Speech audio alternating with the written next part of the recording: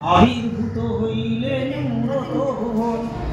দরিদ্র ব্রাহ্মণ এক মথুরায় ছিল, না দেখি সুখের মুখ দুঃখে কাল গেল। একদা ব্রাহ্মণ সেই মহিয়ানগর, ভিক্ষা না পায়া কিছু হইয়া কাতর। তরু তলে বসিলেন বিচ্ছিন্ন বদনে, রোদন করেন কত দুঃখ ভাবি মনে। দয়ালু হইয়ে চিত্তে সত্যনারায়ণ, ফকিরের রূপ ধরি দিলা দর্শন। বিপ্র কহে কি হইবে বলিলে তোমায়, ফকির কহেন বিপ্র ক্ষতি কি বাতায়। দ্বিজ কহে নিত্য ভিক্ষা মেঘে খায় ভাই, আজি নাহি ভিক্ষা মেলে দুঃখ চিন্তা তাই। ফকির বলেন বিপ্র যাহ নিজপুর, আমারে ওর ছিলে হবে সব কষ্ট দূর। বিপ্র কহে নিত্য পূজা শিলা নারায়ণ, তাহা বিনা করিব কি মৃচ্ছেল লই আচরণ।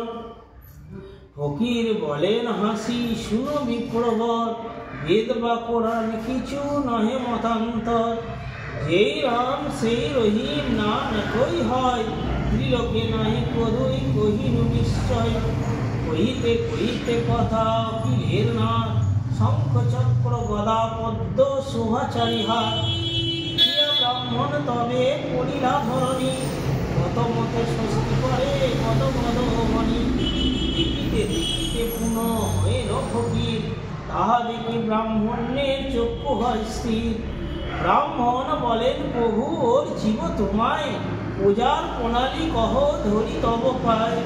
মধুর শ্বাসে করিবে গোড়া, সোপারি সোয়া গন্ডা পান রম্ভা ছড়া।